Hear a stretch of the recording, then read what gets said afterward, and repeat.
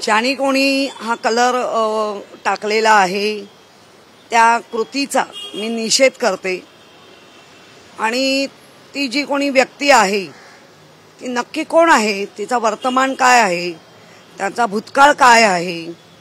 कारण मानचा पुतळा इतका वरती आहे की त्या पायऱ्या चढून वर जावं लागतं। सहज गेला आणि कोणी काही करून आलं इतकं सोपं नाही। आणि शिवाजी पार्कात असल्यामुळे चारी बाजूला लोकांची वर्दळ असते, चारी बाजूला पोलिसांचा गस्त असते। त्यामुळे तरी या अर्थी इतकं सगळं चुकवून केलंय, डोळा चुकवून लोकांचा, त्या अर्थी नक्की ती व्यक्ती कोण आहे। कारण चारी बाजूनी सीसी कॅमेरे आहेत, 100% ती व्यक्ती मिळाली पाहिजे, त्याचा वर्तमान भूतकाळ तपासला गेला पाहिजे।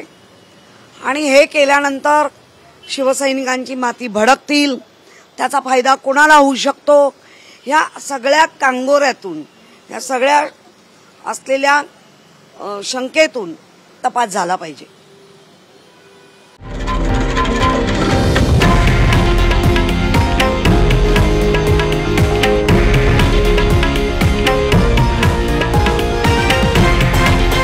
हे आहे देशातील नंबर 1 न्यूज नेटवर्क आणि आपण पाहत आहात TV9 मराठी, एकमेव।